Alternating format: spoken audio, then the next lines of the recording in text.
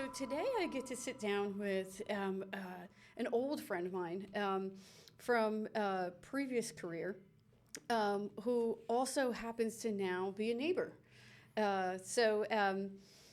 Dave Reed is, like I said, a friend of mine from SS&C Technologies, which is, like I said, previous career in New York, and we're going to talk a little bit about how you kind of got into that line and stuff like that. But Dave also runs an awesome business locally, which I call it local because you're local, but it's not really a local business, but we'll get into that. A great business called Fairways to Heaven that does luxury golf vacations, which is fascinating to me. So I definitely want to kind of dig into, all of the details of that. But to kind of get started, let's start at the beginning. Where'd you grow up? Well, thank you. Nice to be here. I'm a New Englander. Grew up in New England. First 7 years of my life, we moved. First 14 years of my life, we moved 7 times. Wow. Between New York, Pennsylvania. I was born in Pittsfield, Mass. We lived in Pittsfield. We lived in New York. We lived in Pennsylvania. We lived in Virginia, and then we settled in Boston, in the Boston area, north of Boston, Lynn, Mass. Okay. Went to school. Went to high. I went there in 8th grade. Went to high school at Masconomet Regional High School, and I consider that home. I'm one of 3. I'm a middle child. Okay. I was the lucky one that got to graduate from. Well, my sister and I both got to graduate. My brother didn't get to graduate. Are you the oldest? I'm the middle child. Oh, sorry. So I'm yeah, the middle. You did just say that. So my sister. I have an older sister, younger brother, and Boston just became home. So that was kind of your favorite place to live growing up. Definitely my favorite and most memorable. Okay. High school was a great experience for me. 3-sport athlete. I played sports? Yeah. I played basketball. I played baseball, and I played football. Baseball was probably my passion.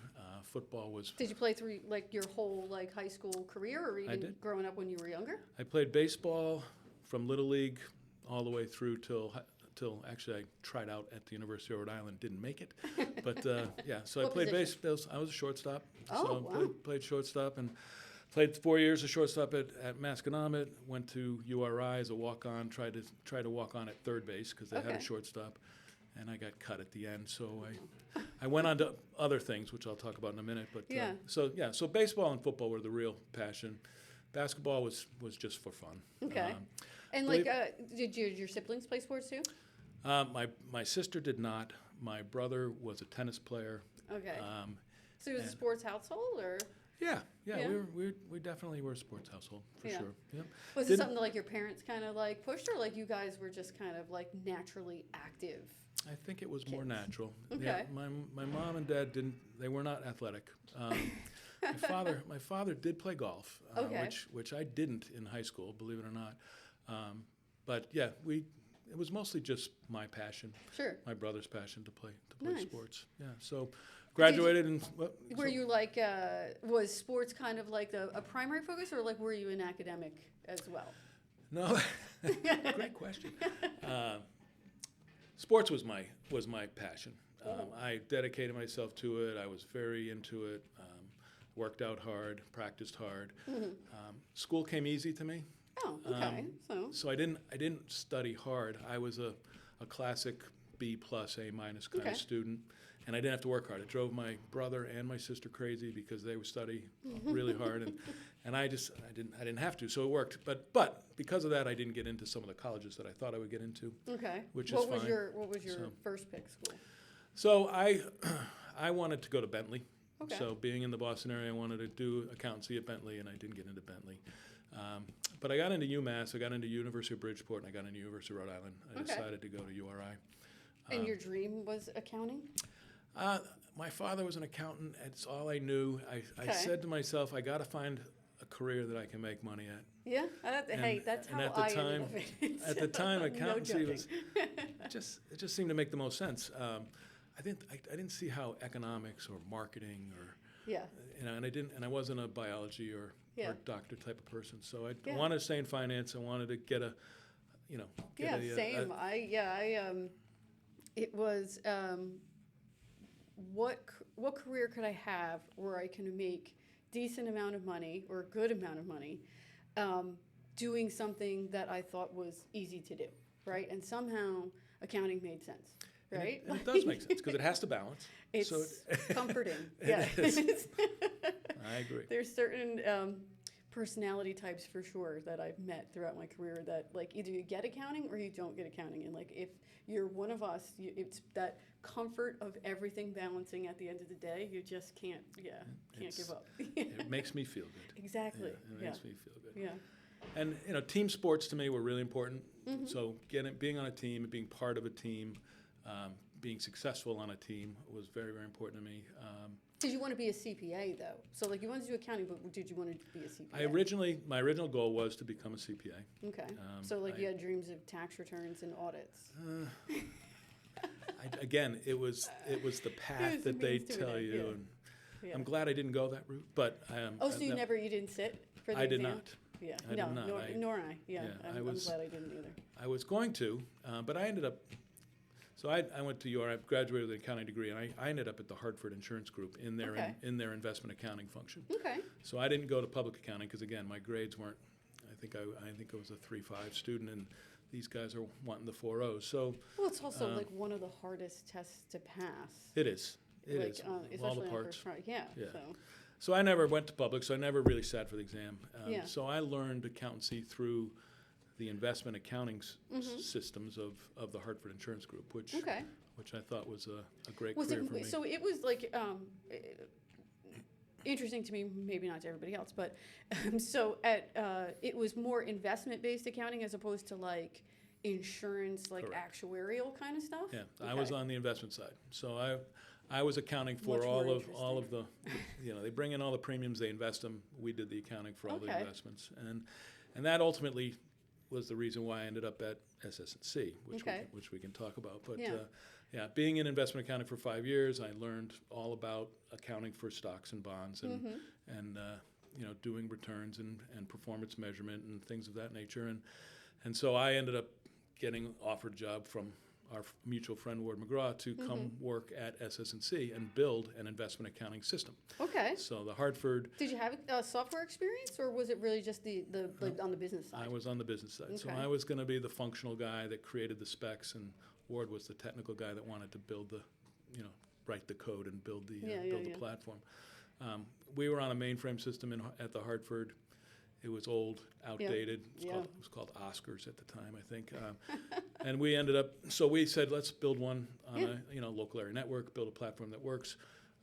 So I went over and I think I was there in 1988, and in 1989, 90, we brought Camera to market at the Okay. IASA show in Toronto, and it was a very successful launch. We were able to convert a number of different companies who were on these mainframe platforms to these local area networks. And they ended up using our software. And it was specific to the insurance industry, so not only did it do the basic accounting, debits and credits and income forecasting projections, but it also did all the regulatory reporting for insurance companies. So insurance companies are highly regulated. They had a lot of reporting, so we had to make sure that the system would support that. So that's how we got into it. You guys were on the ground floor at that as a company, right? We were. So Bill Stone founded the company in '86. And he was primarily a consulting company. He hired us to come in and build the firm. So I was employee number 35. Wow. So I was there early and had a great run. Great run. And we're talking about a company now. What we're talking about is SS&C Technologies, which nowadays is how many thousands of employees do they have? Yeah, geez, I don't even know. I mean, they've got 200,000, I think at least 200,000. Yeah, it's a huge company now. That's gone through a huge number of acquisitions, and now just spans not just the insurance world, but investment world, and I mean just breaching, right? So the fact that you guys came in on the ground floor is like really amazing. Like exciting. employees like less than under 10, right? Yes. Like at the time. Well, Ward was. I was a little later, but Okay. Ward was. And Dave Donahue was the other guy that we had that came in. But yeah, the three of us were. And was it Interval like the typical, software startup, like kind of, was it, like out of Bill's garage? Was it like? Well, he started his company in his garage in Okay. 1986, but we were in typical. we were in a small building in Bloomfield, Connecticut. Okay. So we had leased a building in Bloomfield. Mm-hmm. We had the second floor. It was a wide open area similar to your gym, just a wide open floor. there was 4 of us in there, and every day we'd come to work and just continue to build and grow, and it was great. Were there any clients when you guys first came on, or was it There like weren't. really from We were the ground up? we were ground up on the insurance platform. We had one client that funded us. So General American Life Insurance is a client that Bill used to be an auditor for when he was at Pete Morg. Dan Forcade was the CFO. Dan was committed to this platform, so we ended up building it for General American. Is Oh, really wow. what we did. Okay, So so you we had had a some sponsor. and, names out of the gate, which we was did, good. Yeah. which helped. And then we converted them and got them up and running, brought it to the IASA show, and then it just snowballed from there. I mean, we started putting clients on Yeah. regularly, and the platform really did take off. And did you find that you liked the software side of it, or like was it still the business side of it that really kind Yeah, of? I'm not a interesting coder. I'm not a Right. coder at all. I'm more of the business side. I spent a lot of time on business specs. I spent a lot of time on testing. I spent a lot of time making sure things balanced and Sure. reconciled. And I ended up being in charge of the implementations. So Okay. once the product was built, I'd be the guy on the ground that would make sure that we could do the conversions, implement the software. Any bugs that we found, I shut them back to Ward. Ward Sure. would fix them and send me back some new code, and we would Yeah, roll and with I it. mean So- that project management kind of stuff kind of goes along that whole accountant mindset too, does. right? Because it's beginning, middle, and an end, and then you kind of go on to the next thing, which is what has always kind of driven me to that. Absolutely. Because like just ongoing kind of rote, day after day, same thing. Not something that I love, It's not but fun. yeah, no, but like the project management, like start a project, finish a product, start a project, finish a project. Same thing with kind of like, start doing the books, reconcile the books. It all ties at the end. It all kind of, that's the stuff that, Yeah. that I find interesting too. Like that motivates me. Like I can't, I've never been one that can sit just, like I said, in the same office doing the same thing day in and day out. And it sounds like kind of your Same that thing. similar Yep. approach. Yeah. Love being with people. Love being on a team. Enjoyed implementing clients, seeing Yeah. new locations, working with a lot of different people. So Were it was- most of your clients like kind of local to that area since it like focused on insurance and you guys were in that Connecticut area, or did you get to travel as part of that? we traveled quite a bit. Okay. Our first 4 customers were all in the Midwest. Oh, So wow, it was okay. General American in Right St. on the gate. Louis, and Horace Mann, and it was there, and then I think we had the Principal Group in Iowa, and then another company in Chicago. So we were all up in the Midwest. I actually moved to St. Louis for 2 years as part of that implementation plan. I opened an office there, hired some consultants. That's where I met my wife, Oh wow. and ultimately got married and came back. But that was that was great. And how long were you there for? With SS&C? Yeah. So my career started there in '88, and I worked there for 5 years, and then I ended up going to one of our customers, and it was Okay. a local customer in Hartford called Conning Asset Management. Conning Asset Management specialized in insurance investment accounting. So they were the investment management arm for a lot of insurance companies. Insurance companies who didn't have the ability to have their own investment team would outsource their investment management to the Conning. I ended up going over. They were a client. I implemented the infrastructure and the technology, and I ran all of the operations for the investment managers. We did performance measurement. We did record keeping. We did reporting. And we ultimately built the business to be able to do all the regulatory reporting for our clients. Okay. So it worked out that way. So I spent 10 years with Conning doing that and building that business up, and we went public, which was Oh, a nice. great thing for us. Then we went back private. So I had a couple of nice Yeah, but you had a really transactions good run there. Yeah, very for nice sure. there. And then with the bring back from public to private, it was owned by MetLife, and I really didn't want to be part of that. So I found Like too big of an organization. yeah, and they were trying to stuff everything, and it just wasn't interesting to me anymore. Okay. You know, the small entrepreneurial business of SS&C and then Conning had just kind of gone away. So Yeah. with that entrepreneurial spirit, I said I met an individual by the name of Dave Paulton, Okay. who worked for a company called Eagle Investment Systems. Sure. So Dave recruited me away from conning and said, why don't you come help us? We're just getting off the ground. Our investment accounting platform, which is a platform that competed with the SS&C platform, Sure. is called Eagle. I didn't realize you Eagle went to Star. a competitor for a period of time. I did. Wow. And they had a data warehousing product called Pace. They had Yep. a record-keeping product called Star. And I spent 5 years with them, Okay. going through the whole process of helping them build the product and ultimately bring it to market. They were unique in that they were more application service provider Sure. Yeah. oriented as opposed to license and maintenance, which is what SS&C was. So I got that whole experience of being able to do things through the web as opposed Yeah. to everything in the Client server. system. Yeah. So that was great, and then we sold Eagle to Mellon. Mm-hmm. Another big company comes in, buys a small company. I'm I was noticing a I trend. was fortunate to be part of that, and I really did enjoy it. But it got to the point where it was, you'd have to go to a meeting to set a meeting to set a meeting, and we never got anything done. It was Right. just like I was just like Yeah. I'm sitting here going, what am I doing? And I lived in Connecticut. I was commuting to Pittsburgh, and I was flying back Oh, and wow. forth, and it was just not my cup of tea. So I went back to Bill. Okay. I called him up. I said, look, I'm interested in coming back. He was very interested in having me back. SS&C had evolved from a software company and a consulting company to a much bigger organization focused on financial services, which included not only insurance, but they also had asset managers, and they were getting into the alternative space with hedge funds and Right. Family offices and such. And that was just a business that was getting going. They had acquired AdvisorWare. Yep. They acquired Total Return, so they had some platforms that they were using.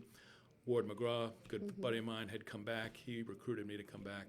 And so that was in 2005, and we started doing alternative back office investment accounting for hedge funds, which to me was really exciting stuff because So you were instrumental then in kind of building out that administration business and making that turn from licensed software business to outsourced service Exactly. provider. Yep. Okay. I was on the senior management team that did make that transition and make that move. It was a brilliant decision, and It was worked aggressive and worked out very well. And so we had the office in Windsor, and it was a big office in Windsor, Connecticut. So that was the first place that we started doing those fund services type, providing those fund services. And then we acquired. Advent. Well, it wasn't Advent. It was the company that Raoul worked for. Global. No, No. It was earlier than that. It was Eisnerware. Eisnerware, right? So then he became the Fund Services New York. So we had Fund Services Windsor, we had Fund Services New York. His platform was Total Return. Our platform was AdvisorWare, and we just continued to grow and build the business. But they were very different. The controls and very everything were different, very yeah. different. So, and Ward oversaw that whole thing. So that was great. So that was that's And what's interesting about that is, at the time, I saw it and I saw that this is kind of the complete change of trajectory that this company is going for. And it was, there was a little bit of an evolution kind of leading up to it, right? So like there was the service business and the license business, and it was kind of, one was growing and one was not. So you could kind of see where it came from. But what was really kind of surprising at the time and just risky and aggressive, like I said, was just that complete, like, you know what, we're going all in, right? And, I remember at the time I was like, it was actually, that decision was made and I left immediately after that. And partly because, I was on the licensed software side. I'm a software person by nature, right? So like, and we I weren't, was we not on weren't the investing. software. Yeah, we weren't investing in it. And it was, so I was like, look, I want to sell software. Like this is kind of, but I had already, I think part of the same conversation of me tendering my resignation because I was going to start my own software company was, and we're making this change. Like I can vividly remember that conversation with Ward, who was my boss at the time, and just talking that through and how it was just going to change the whole trajectory of the business and what does this mean, and it's kind of a little crazy, right? And knowing now what we know, it was a genius move. And the number of people who have a number of software companies who have tried to do it, have actually done it, made that same kind of switch, successful, some not. But it's actually kind of been a strategy that's turned almost into a model, right? Yeah. And now it's when you see companies starting out, none of them see, I just want to be a licensed company. It's now like in the DNA of you have to have that service component that goes along with it. And, you know, I always looked at it as the services pay for the software, so it kind of makes sense. But, you know, as that revenue building model, it's just hugely taken off, and it's been. It has, and you know, in the old days, you'd buy a license for $1 million and you get 20% a year, you know, and that's how you ran the business. In this business, you're leveraging that software on a platform. People are subscribing into it, paying you a monthly fee based on assets. Right. So how many assets you have on there, they're paying you basis points on assets. So the ability to be able to generate revenue far superior than the classic model of license and maintenance. And the whole ability to do asset-based fees was genius. And it really did skyrocket the revenue you know, for the organization. And as we continue to do it in the financial services space, insurance was first. We did some asset managers second. But the alternative space, which was an up-and-coming growing space with a lot of startups, you know, putting assets on our platform, and suddenly the assets just kept growing and growing and growing, and you're getting 15, 20 basis points for a long-short equity fund. It's ridiculous. And we just saw this thing skyrocket. And then you got a recurring revenue stream that you can count on. Yep. You've got a flat fee minimum. If the assets drop below that, you're still getting your flat fee. If they grow, you're growing with them. And it's fantastic. It's a fantastic business model. Yeah, and as a publicly traded company, I mean, the share price just took off. Yeah, It as took a off. result of that. And, you know, it also ended up working out really well, too, because, and, I mean, not sure if there was any foresight into it, but, you know, when you look at all the software now being web-based software, which at the time it wasn't. Correct. You know, and now everything is. No one even wants it if it's not web-based anymore. It used to be, especially in the industries that we worked in, it was like, oh, but I want to have my data, right? And now, no.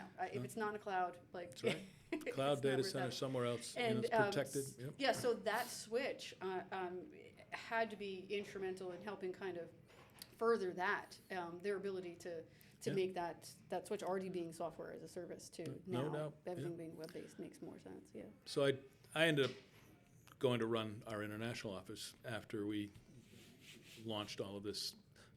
Yeah, because I mean, it alternative was space and- like through acquisition in other ways. I mean, that company became international pretty quickly. Very quickly. We had a London-based office, so I went and ran the office. And while I was there in 2010, and in 2011, we bought Globop. And so buying Globop was the big catalyst to really jumpstart the alternative fund services business.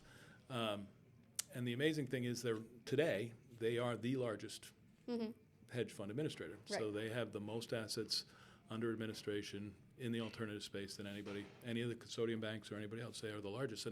And he continues to grow that business and expand that business and offer more and more services around that business, which because of regulation and reporting and asset management and performance measurement, all those are all separate services now. And it's quite a great story. It But really is a it's great got to story. be great for you, like knowing that you know, I was were a big part of it. instrumental in the very beginning, and then also kind of those components that really kind of made it skyrocket. So that's cool.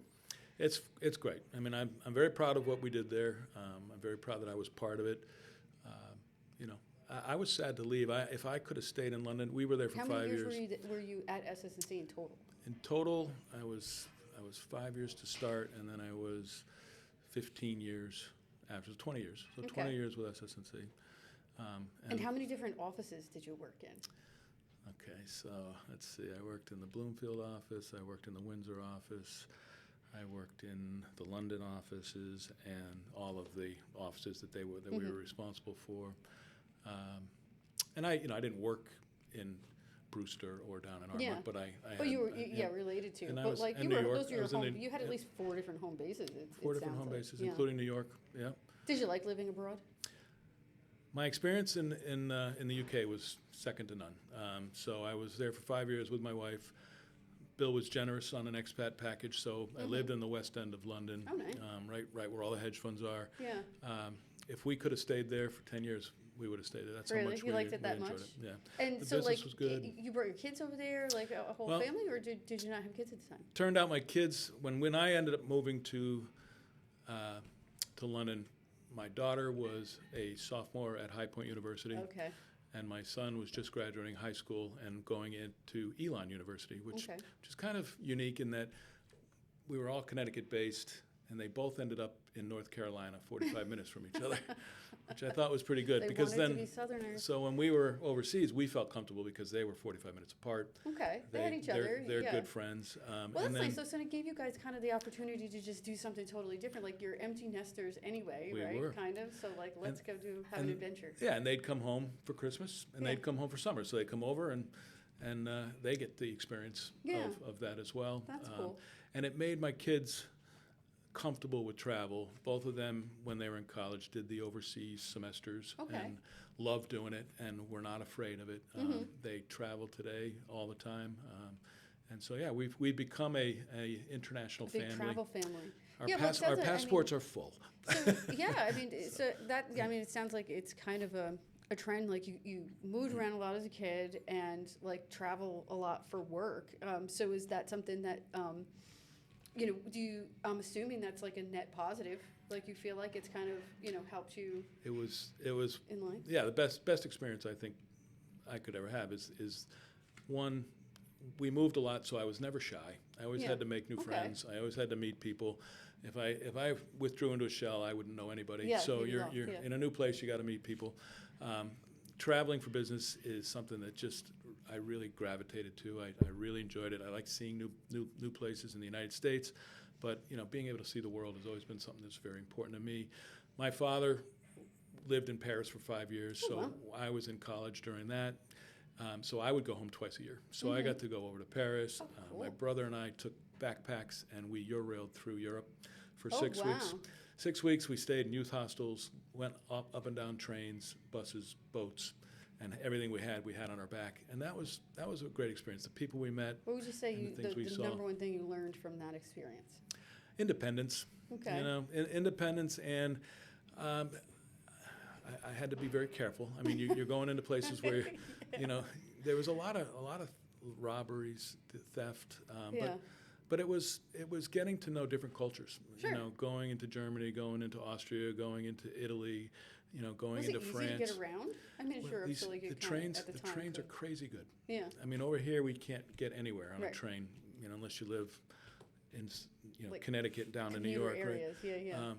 But we went everywhere by train, and it was very reasonably Mm-hmm. priced, and it was very efficient. You could sleep on them if you wanted to. You didn't have to. They had food cars. I mean, And it's how'd your just very parents good. feel about like just traveling Yeah, around? at they, that age? because they did it. I think they Okay. encouraged it. They Okay. encouraged us to do it.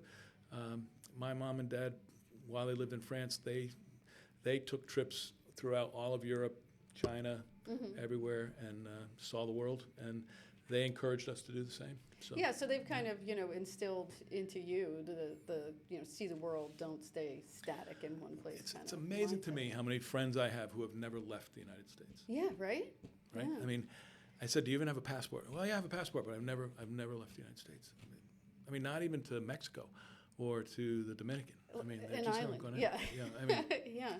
it's just Yeah, crazy. I know. Yeah, it's surprising how many people just like are so laser homebodied, right? Like, yeah. Yeah, and I'm in the business now, which we'll talk about. But I talk to people all the time who their one and only bucket list trip is to go play golf somewhere over in Ireland or England or Scotland. But it's the only time they've ever been over there. They've never left the country Never left before the that. Wow. So and then when they get there, they're asking me questions like, "Well, what's the currency? What do I do for a plug? I don't. Yeah. How do I? How do I do plug anything? my Yeah, stuff in? What do I do?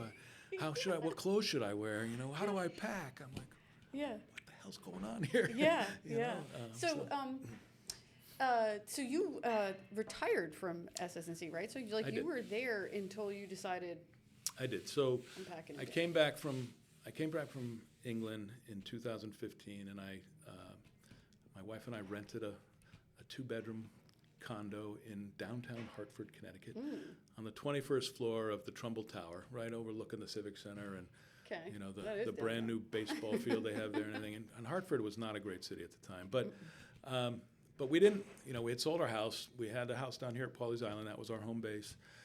I came back for business, so we needed a place to stay, so we just rented. And So when you lived in London, you had bought a place in South Carolina I already? Okay. I did, yeah. So great story there, right? So my wife comes over I was there in 2010. She came over in 2011 when Michael graduated. And then in 2012, she came home to visit a friend who lives in Murrells Inlet at Wausau. And Okay. so I was still in London working, and she was on holiday down here, and she went looking for houses, and she found this house. Did you know she was going to look for a house? No. But we had sold our house in Connecticut, and we're sitting on the money. We're just saying, what are we going to do?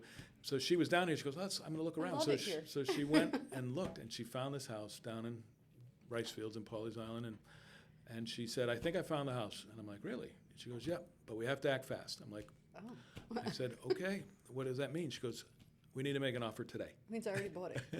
And I said, all right. I said, it's on you. And she goes, so sight unseen. Wow.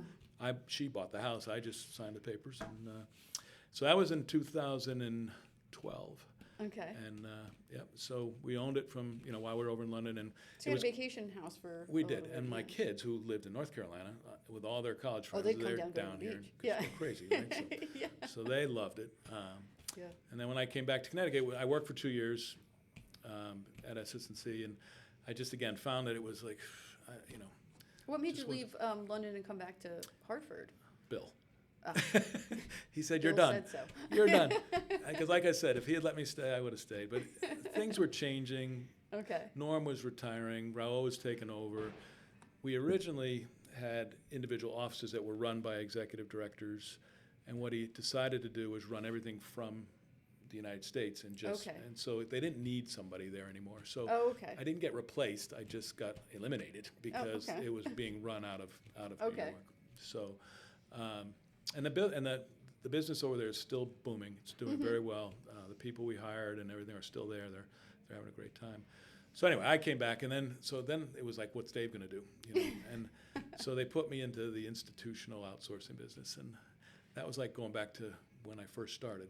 Yeah. So I was well, doing. it's also a business that's already existing, right? It sounds like it's what you love is building a declining. business. It was yeah. declining. Yeah, like you want to build something, not So all I had was maintain. upset clients.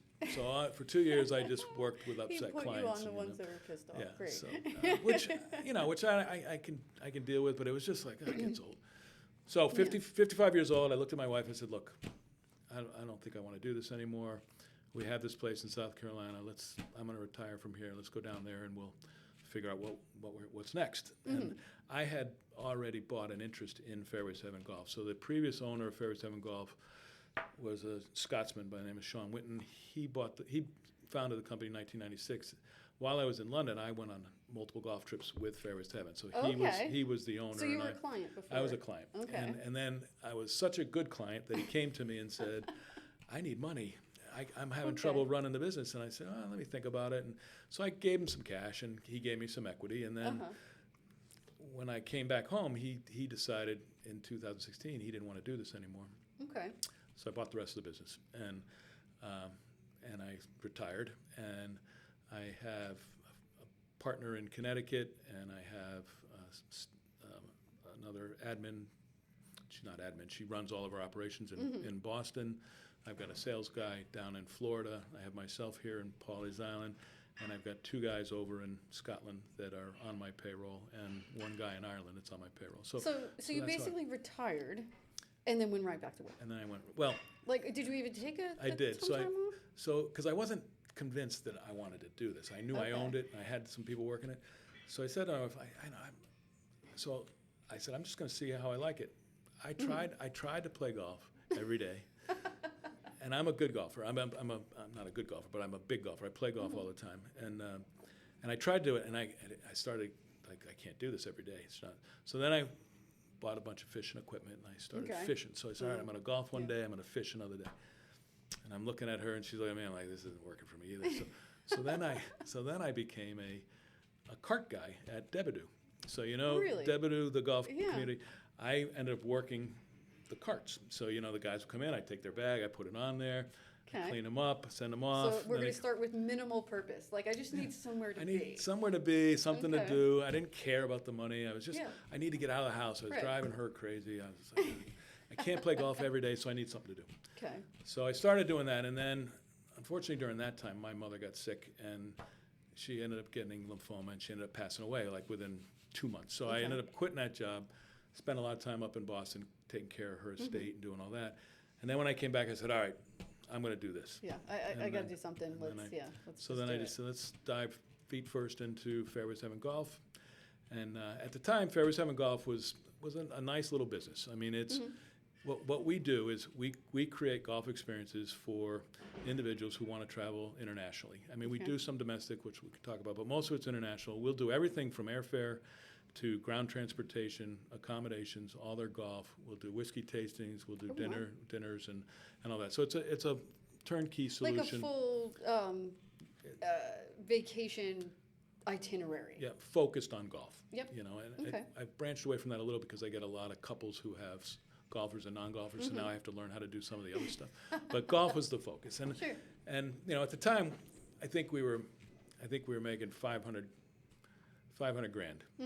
Just doing bits and turning bobs, over sending vacations, a few yeah. people over.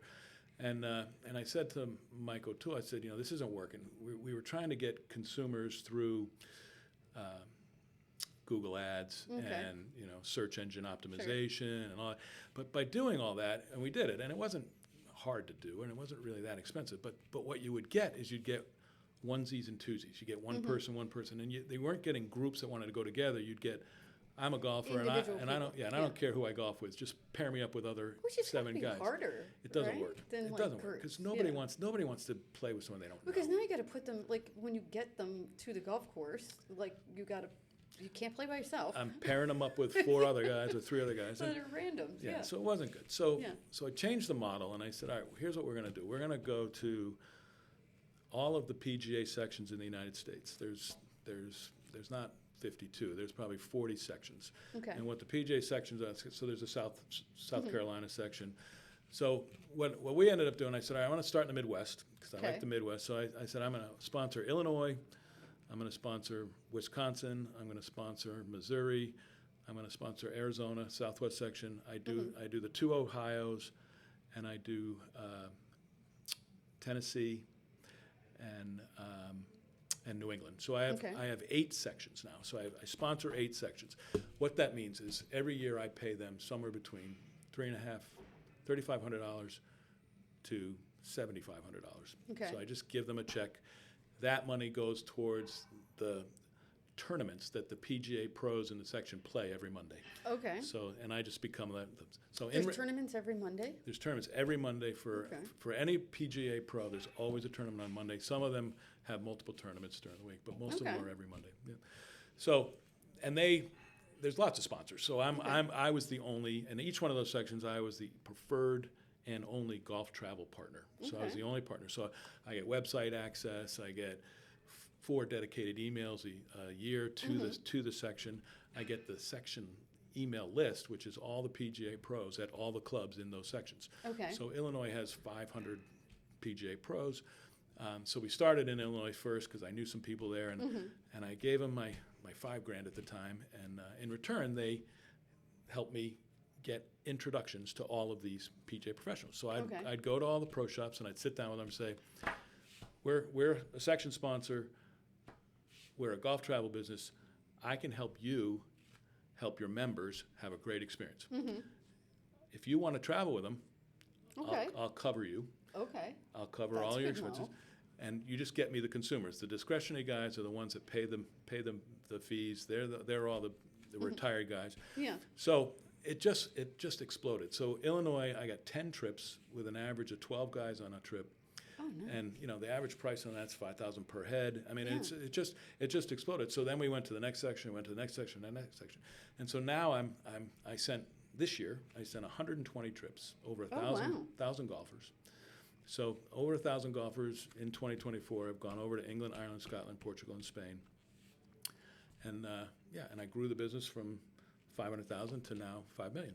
Yeah, that's so it's insane. it's kind of Yeah. a cooler business. And we have six Yeah. or seven people. We outsource our accounting, we outsource our legal, Yeah. but it's And it who was just is a like, so who's the like the target like demographic person, like somebody who belongs to a club? yeah. I mean, you need a golfer, right? You need people that like to golf, and you need people that have the discretionary income to be able to go on a trip. So it's usually private clubs versus public clubs, and the demographic has kind of actually gotten younger, but it's for me, it was always 50 to 75. So 50 years old to 75 years old, they've made their money in their career. They have some discretionary income. They play golf 3 times a week. They've got buddies that all want to play golf. They hear and watch the British Open. They see all these places they want to go play, and they need somebody to organize it for them. Okay. And if they wanted to go play Pinehurst, they can make one phone call and play 10 courses at Pinehurst. But if they want to go play in Ireland, they got to call each club individually. So they're playing 7 times, they're calling 7 clubs. They got to call accommodations people. They got to get transportation. They don't want to drive weather over there because they're driving on the other side of the road. Doesn't make any sense. So all of that, I'm You're the concierge. Yeah, I'm registered with the International Association of Golf Tour Operators. It's called IACTO. It's called, and by doing that, all of those suppliers, golf courses, accommodations, and transports, give me preferred rates. Okay. So when if you went online and said I want to play golf at Old Head, it would cost you €450. It costs me €350. Okay. So I get a little vig that way. Yeah, but you're bringing in numbers. And then I'm bringing in numbers, and Yeah. and then I'm packaging it all together for the individual. And so you have like all like then just the contacts of not just, I'm guessing, all of the courses and the all of that involved, but I'm guessing restaurants, hotels, like you just have like the info on all of these places, I'm guessing. We do, and it originally focused just on Ireland, Scotland, and England. So basically the British Isles, right? And there's not that many. Right. So when you think about it, I mean, there's in Ireland, there's.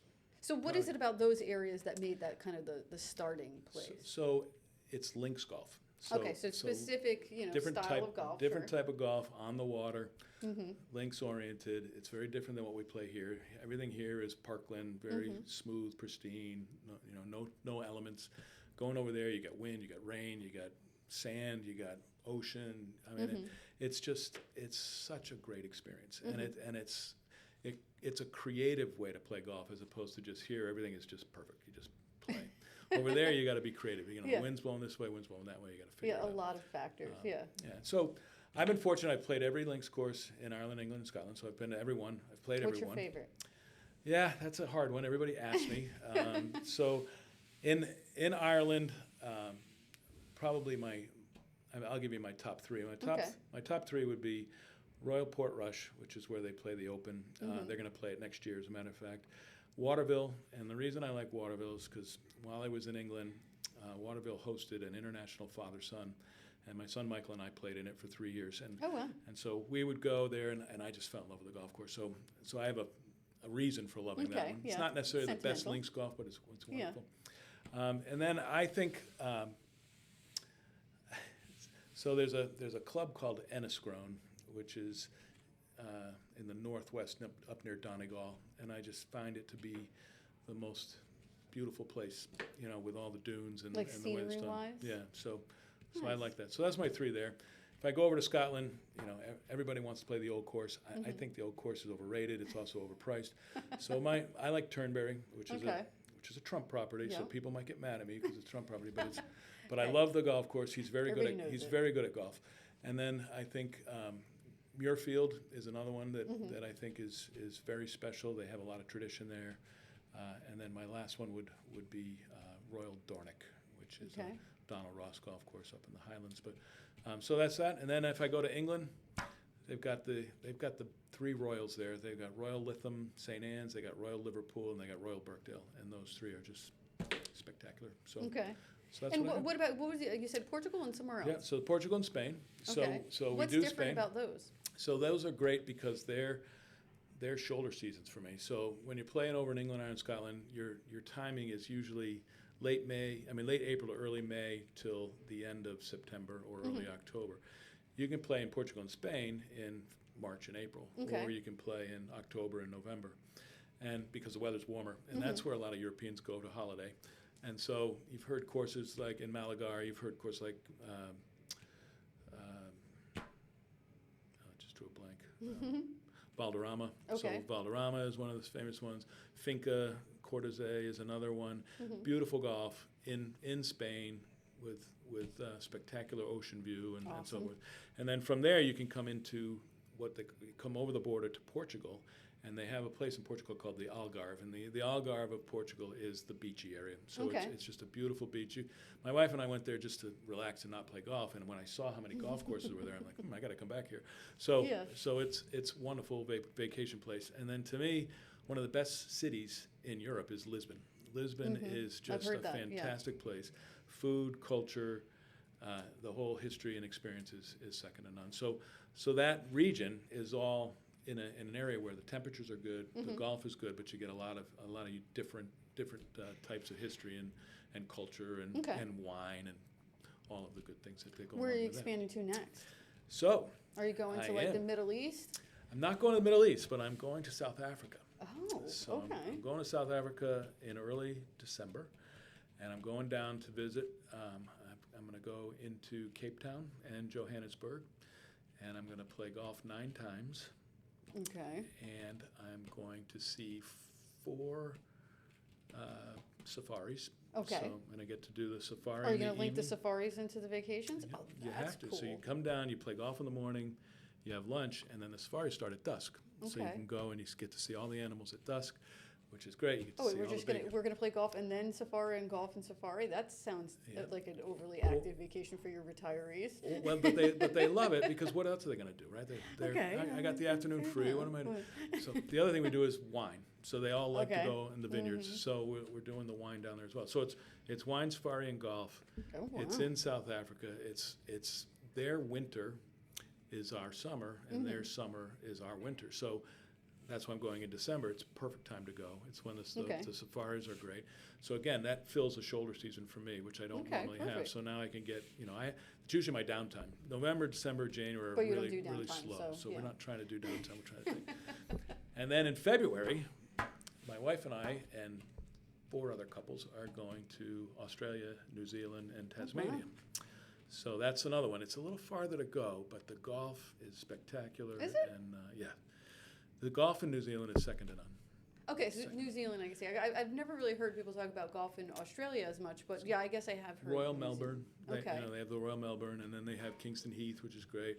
And then you go over to Tasmania, and they have Barndougal and those Oh, wow. courses. And then you jump over to New Zealand, and they've got Cape Kidnappers and Quarry Cliffs and all Wow. those things are up there. So that's our region. And then we do domestic. Okay. So I do a lot in the Dominican. Okay. So I do 2. We do two locations in the Dominican. There's Like Punta Cana Punta area. Cana yeah. is one, and then they have the Teeth of the Dog area, which is another Mm-hmm. one. So, but it's great because you can get couples to go, and it's all inclusive. Yep. So you go, you stay in a place, it's all inclusive, food, everything, and then the golf is really good. They have PJ Tour stops there, so it's very good. And then we go to Mexico as well. Okay. And we do some stuff in Mexico. How did COVID affect you guys? Like, because you were like what, just kind of ramping up when that happened? Yeah, it was the biggest fear and scare of my business career, to be honest. I mean, we were very small at the time. We had booked, again, we probably had 50, maybe 60 trips booked in 2022 is when that happened, right? I think it was 2020, yeah. 2020, when I had 2020. So they were going to go in 2021. And then COVID came and all travel stopped. And so I have all this money from all these people that I've given to all these suppliers, half, deposits. Yeah. So we had to manage that. So we ended up, we got PIP money. We did the whole thing. Were you down for 2020? Were you down for 2 years? Because two full years. wow, 2 years for it to come back. What'd you do for 2 years? Played a lot of golf. A lot of local golf. Yeah. Local golf. And I spent a lot of time rebooking people because we Yeah. weren't sure when it was going to stop. So we canceled trips, and then we rebooked them into the next year, and then the next year got massive. Yeah. So then we had to cancel. So people that bought trips from me in 2020 didn't go until 2023. Oh wow. So they didn't go till late 22 or into 2023. And then was it like this surge? So now it's crazy. So I'm booking 18 months in advance. Holy cow. So I'm already booking 2026. Holy cow. So my 2025 is fully booked. 2024, I told you we did 120 trips. 2025, I already have over 100 trips. And 2026, I'm well into my 20 Do trips. like when people are on these trips, like, do you get calls from people like does shit go wrong? Like that you have to like fire ships put out? It can, but we're very fortunate that we have great partners over there. I told you I have a Okay. couple people on the ground. Yeah. But believe it or not, the transportation companies that we partner with have drivers who are really, really great, and I'll But talk I mean, to but them. you gotta heavily rely, like trust and rely on them, because We I are. can imagine like a group of people stuck on the side of the road, like, and you're here, right? Like, oh, There is that risk, but knock on wood, we haven't had any yeah. catastrophes or But anything so I mean, but like it sounds that, like you've made good relationships and like great partnerships with those people. I mean, that's and the that's hotels are key. wonderful. I mean, we've had, I had a group that showed up to the hotel and they didn't have a reservation. Okay. And so I call my operations people. I'm like, and they said we do have it, And so then it turned out it was under a different name. So Okay. it worked out, but they're like That's easy. panicked and they're Yeah. calling me. Oh yeah, I bet. And I'm like, and being 5 hours time difference is always a bit Yeah. of a challenge. Do you have people that want to do like trips in the U.S. that they want to go to, I don't know, events and stuff like that? Do you ever do anything with that, or? We do the Masters. Okay. So, people like to do the Masters. We do some of when the Ryder Cup is here, so it's going to be at Bethpage, we'll do that. We'll do some stuff around that. We do some stuff around the Solheim Cup for the ladies. Is it If mostly guys that US are clients? No. So Okay. it's changed. So my original demographic was 50 to 60-year-old men. Mm-hmm. Now, with these golf clubs as our feeder, Yeah. the husbands aren't allowed to go on all these trips unless they bring their wives. Uh-huh. And a lot of the wives play golf. So, Okay. so I'm doing a lot of couples trips, which Okay. have turned out to be very, very successful. The ladies like it. Sometimes they'll only play 3 out of the 6 rounds. So when the guys are playing, they'll go sightsee or do the spa or do whatever they want to do, and then they all come back together. So it's a win-win for both. They get to go see Are a you country booking the they spa too, and all of that in we there? do. Yeah. Okay. It's the hotels. Do you yeah. do like the wine stuff as part of like your European ones too, like at least in Spain? I and do it in Portugal? Spain, and I'll do it down in South Africa. In Europe, in Ireland, Scotland, and England, the wine's not. Yeah. They want to Yeah, drink not so Guinness much. when Yeah, they they're. drink a beer. Yeah. They want Guinness in Ireland. They want whiskey Like, in look at in the Scotland. The Guinness factory tour. Exactly. Yeah. So, but yeah, and the guys, when the guys go, they end up wake up, drink beer, play golf, drink beer, stay out late, wake up, rinse, wash, repeat, rinse, wash, Yeah, repeat. yeah. But when the ladies are with them, then they want to go see a castle, Everything or they else, want to yeah. go, Yeah. on a boat ride, or they want to go see the Cliffs of Moher. So They it's a wanna go much see this. bigger It becomes vacation a- for you to book. It then. becomes Yeah, a bigger so- itinerary for me, and I have to learn that because I have because Uh-huh. my wife doesn't play golf, so she wants to go do all that. So Yeah. when I bring her, she scouts it for me, and Uh-huh. then I say, all right, so where should I tell these guys to go? And she goes, well, we did this, and this. I'm like, all right, perfect. So I just I give hope them you're to paying them. her a fee. There's always she a gets fee. paid. There's always a fee. She's contributing. There's always a fee. Oh, So- absolutely. But yeah, so it's been, What's your it's been favorite phenomenal. country to travel to these days? So I'm very partial to Ireland. Okay. I've Still, after all the times you've been? I am. I think the people in Ireland are the most welcoming, fun, positive people you'll ever meet in your life. And as soon as I hit the ground, I just feel a vibe there that just makes me very comfortable. I love Scotland. Don't get me wrong, because I think the history there is fantastic. But the people are cold. There's no two way about it. They're just.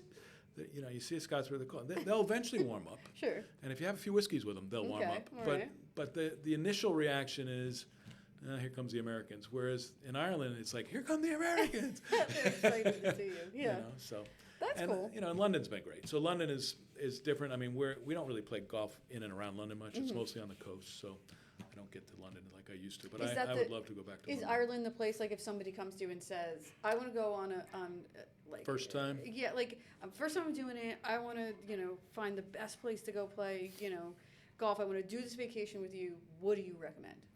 So yeah, they always ask me that. I want to go to either Ireland or Scotland. What do you recommend? And I give them what I just said to you. I give them the reasons why I would pick Ireland. Now, that being said, there are a lot of reasons not to pick Ireland, and one of them is the distance between the golf courses is a lot further. So you spend more time on a bus. Whereas if you're in London or if you're in England or in Scotland, you're 40 minutes and you can get to 6 golf courses. So you're less time sitting on a coach. Sure. But a lot of times the coach is part of the fun. Sure. You know, because you're getting on the bus, Especially it's you an got a hour bunch to of guys go. together, You're doing like, it. So that's the difference. Golf course-wise, weather-wise, they're about the same. I think Ireland's much greener. Just it always has been a much greener. Scotland doesn't seem to turn green. It's always gray. But, Really? Yeah, it's just a little gray. But it's beautiful. You know, it's beautiful. So I give them both and let them choose. And usually what I say to them is this going to be your only trip?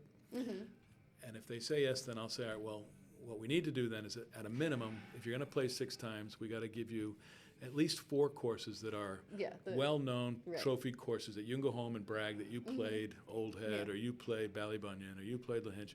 And they say, yeah, I got to do that. I got to do that. So you do it that way. That makes sense. Huh? You got the plan. Yeah, that's a strategy. And but then I get a bunch of guys that've been there many times, and they just keep repeating. So now I'm finding what I call the hidden gems, and I send them to these places. Say these golf courses are as good as the ones that you all know, but they're unknown and they're half the price. So you're going to go over there, and you're going to have a good time. You're going to save some money. And you're going to love them. And they all come back and they say, that was unbelievable. They were so good. And the people were so nice. And it's nobody knows about them. So it's just So now great. they have, like So you said, that hidden gem. They've done something that everyone else hasn't done. That's right. And they can drop another name. Hey, have you ever heard of Ballyliffin? Oh, we played that. Well, what about that? Yeah.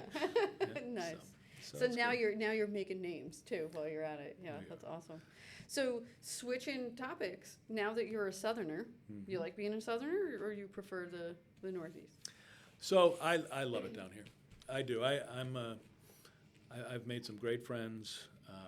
You know, I don't know that the Southerners like us, the Northerners, but There's a lot of us in this area. There are, and I've tried my best to not be a Northerner. There are the people they call the damn Yankees, you know, that aren't the nice people that they wish would go home.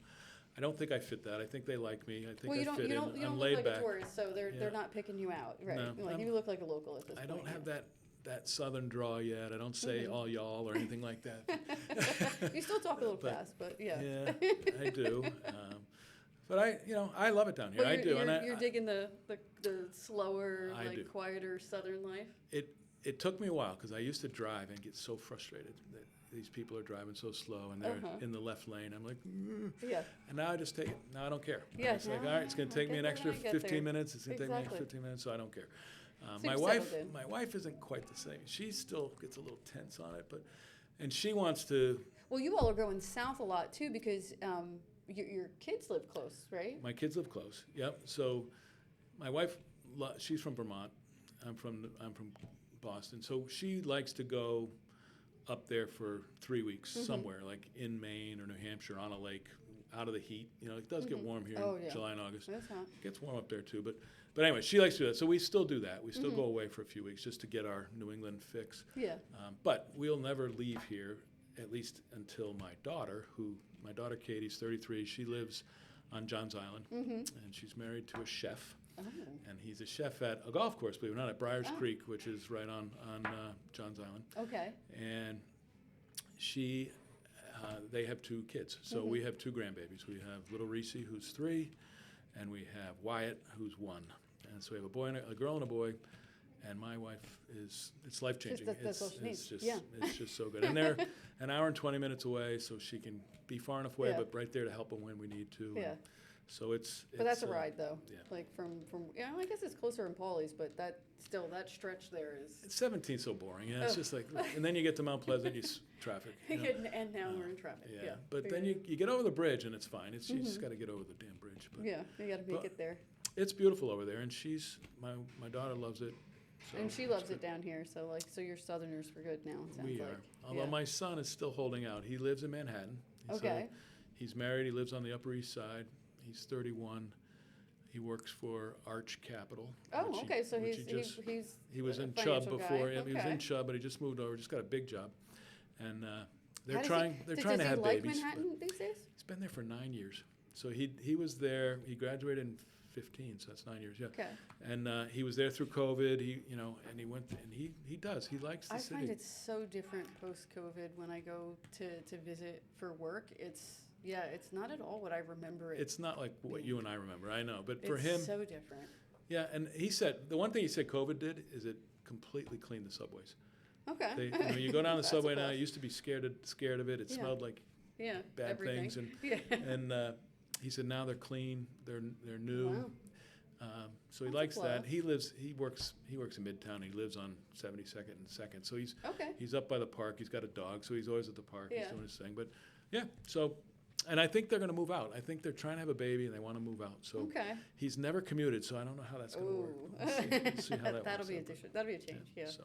You But might both give them kids a are great. summer. We're knock on wood. We have happy kids with good marriages and Yeah. two And- grandbabies so far. So And now that's good. a new burgeoning business. Well, it's not even new anymore. You've been doing it for. It's 8 years now. Yeah, Yeah. I'm It's into my huge at 8th this year point. on it, and I'm really enjoying it. I guess one of the things that I struggle with Where do is you ultimately see it going? Like, so other Yeah. than just like other areas, like what's the that's- ultimate? yeah, goal? that's what I'm trying to figure out is how do I continue to grow it? I mean, Mhm. I think we're at a really good spot right now, and I can show recurring revenue year over year Mhm. for the last 3 or 4 years. And I think we can continue to grow it by getting more sections and hiring Yeah. more people. And, Yeah. and so I did an acquisition actually Awesome. in February. So that's how I have my 2 people in Scotland. I bought Okay. another tour operator. And the reason I bought him was because he was in Edinburgh and his business focused exclusively on the old course at Okay. St. Andrews. And the old course at St. Andrews is really hard to get on. And Okay. the only way you can get on it is if you're an authorized provider. Okay. I'm an authorized provider, but I was only getting allocated 8 tee times a year. Oh, so he had the hookup. He was getting allocated 30 tee times a year. Oh. So we bought his 30 tee times. So now we've got 40 as a company, and Okay. that's big for us. So Yeah. so we did that. It was a small acquisition, but it's fun. So Do the kids have any interest in the business? my son does, but I Oh. don't know if I'll be doing it by the time he's ready. My son's a very big golfer, and he loves what we do. But Uh-huh. right now he's making a lot of It's money. too laid back. Yeah, and he's making a lot of money. I don't think he'd do it. But so that's what's my exit strategy. I'm 63. I told my business partner's 50, and I told Mike, I said, look, I'll probably do this at least another 5 years. I figure I'm going to do this till I'm 67, 68 years old. Do you see yourself stopping at all? Like, I don't feel like I want to, but it doesn't sound like you're slowing down at all. no, I'm very busy. Yeah. I've traveled Europe 8 times a year. 8 times a year I'm over there. It's crazy, but yeah. So I don't know. I mean, I'm not tired. I mean, I am tired, but I don't Yeah. I don't feel like I need to slow down Yeah. yet. And I'm having fun. I mean, I'm meeting so many guys and ladies and women and men that all want to travel and play golf. It's really And it sounds fun. like you and your wife get to kind of do it together, like when you're traveling. Does your wife always travel with you? Or? She doesn't always go, but when she hears where I'm going, she'll decide. Okay, sure. Like Makes she sense. really wanted to go to South Africa, and I didn't bring her this time because it's called a fam trip. So what happens is the people down in South Africa invited me to come, and they pay for me. Oh. So all I had to do was pay for my airfare, Okay. and so So they're selling you. yeah. Okay. So they want me to Nice. bring people to them, so that's why they're doing that. So I couldn't bring her on the fam trip, but I'll get her down there. But, Yeah. Next time. So yeah, it's been fun. I think the exit strategy here is, we're an LLC, so it's probably an acquisition. We'll Yeah, probably sell. That's what I'm saying. We'll Yeah, it probably sounds sell like a company at you'll some point. definitely have a business that's worth selling, but I think so. If I we mean- can keep showing that, I think my model with the sections and the PJ Pros works because Yeah. what I find is, as I started doing this, clubs that traveled with me 3 years ago are still traveling with me this year, but with different members. So, Okay. they were with Yeah. 7 different members this year, 7 different members this year, 7 different members this year. So they're going to 3 different locations with, now I got 21 different new members, and they become clients. And what's Right. really great is they call me without the pro and say, I want to go with my friends. yeah.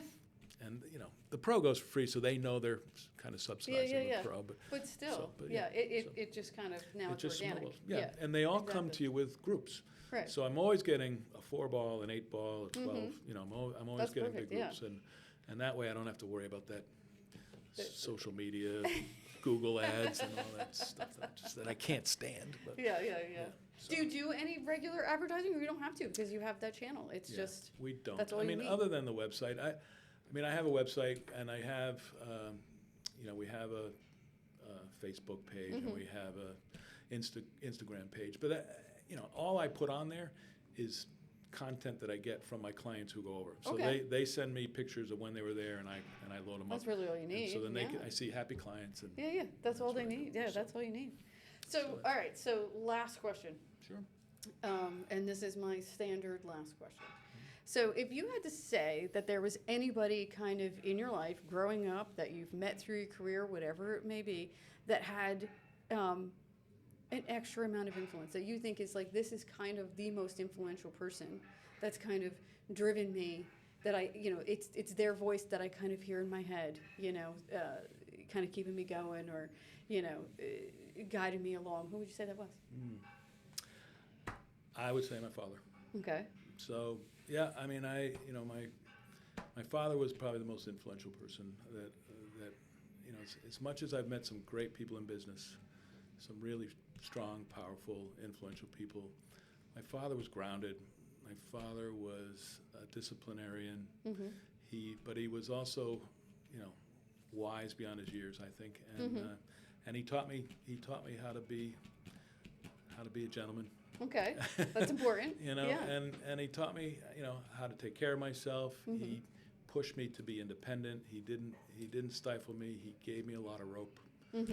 and I miss him to death. Yeah, so he's probably the Yeah, most, I mean, just the to most listening important. to the story, there was definitely a lot, there from like, just the like what he did when you were growing up, all the traveling, like, Yep. yeah, and like you said, all the letting you travel around parallel- Europe, yeah, and the parallels to our careers are very similar. It sounds like it, except yeah. that he was one company for 36 years, and I was multiple companies. But he, his work ethic is second to none, and he Yeah. provided for us and for my mom, and he enjoyed life. He Yeah. retired very early. He was a insulin dependent diabetic, so he didn't last long. Okay. But he's But it sounds like Great guy. you've kind of passed all of that down though to My your kids son are who's doing doing good. very well, and and to your daughter, yeah.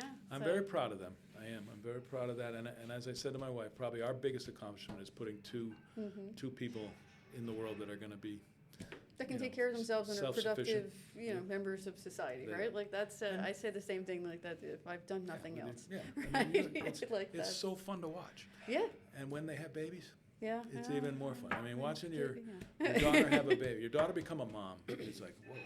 Yeah. Now I'm really seeing it. Yeah. And, Yeah. and it's really exciting.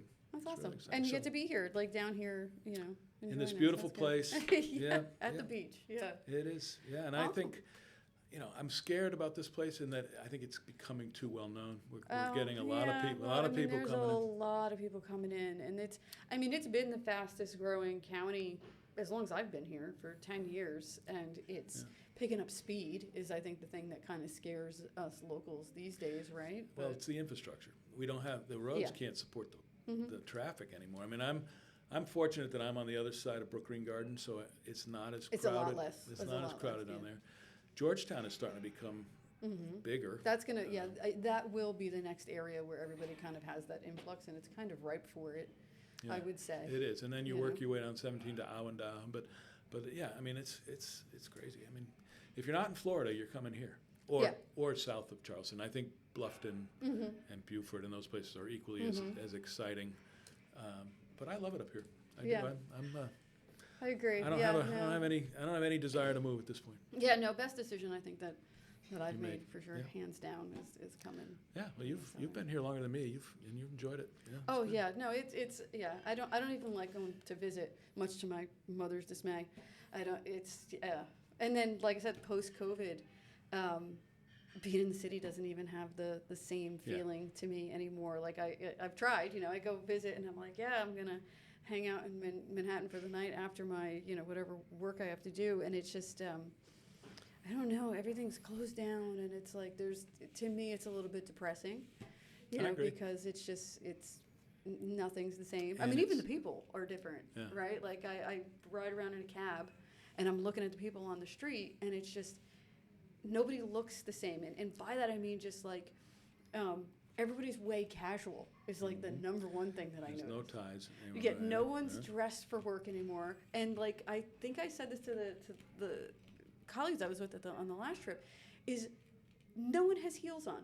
I used to have to run around the city in high heels all day, every day, and all of these women get to run around in flats. Like, Yeah. what's this?